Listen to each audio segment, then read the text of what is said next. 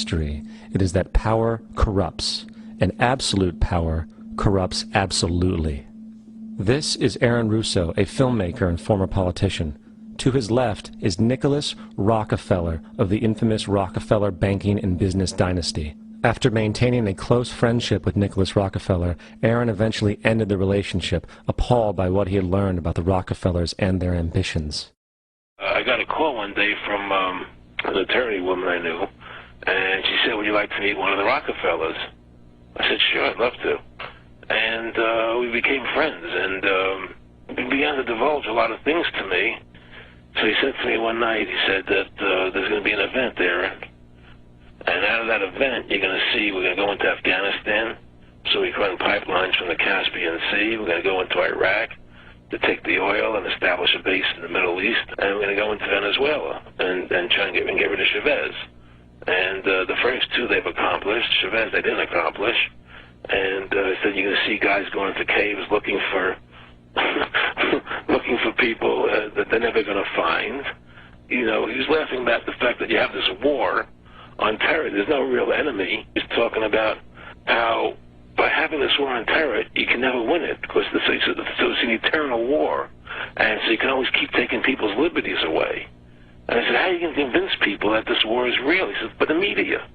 The media can convince everybody it's real. I mean, you know, it's just that you keep talking about things. You keep saying it over and over and over again, and eventually people believe it. You know, you created the Federal Reserve in 1913 through lies. You create 9/11, which is another lie. Through 9/11, then you're fighting a war on terror, and now all of a sudden you go into Iraq, which was another lie, and now they're going to do Iran.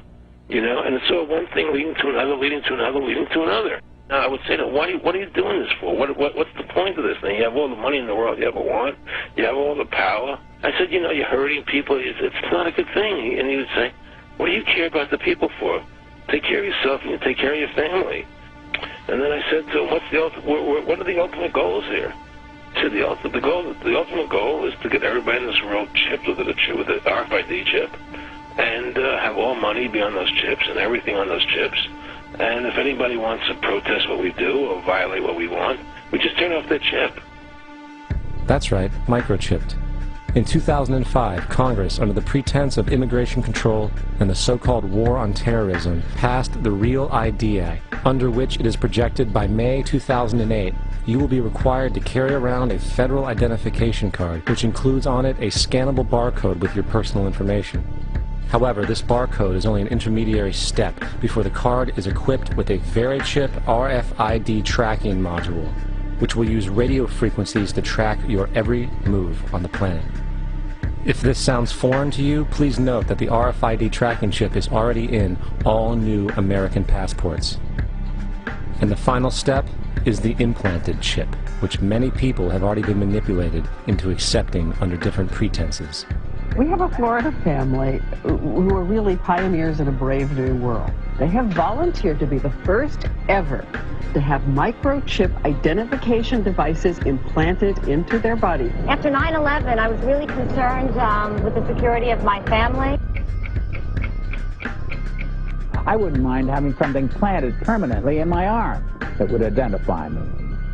In the end, everybody will be locked into a monitored control grid where every single action you perform is documented. And if you get out of line, they can just turn off your chip, for at that point in time, every single aspect of society will revolve around interactions with the chips. This is the picture that is painted for the future if you open your eyes to see it. A centralized one-world economy where everyone's moves and everyone's transactions are tracked and monitored, all rights removed.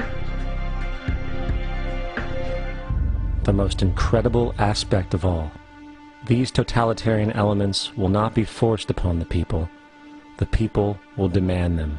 For the social manipulation of society through the generation of fear and division has completely detached humans from their sense of power and reality. A process which has been going on for centuries, if not millennia. Religion, patriotism, race, wealth, class, and every other form of arbitrary, separatist identification and thus conceit has served to create a controlled population, utterly malleable in the hands of the few. Divide and conquer is the motto, and as long as people continue to see themselves as separate from everything else, they lend themselves to being completely enslaved. Freedom is the only way, yeah. Terrorist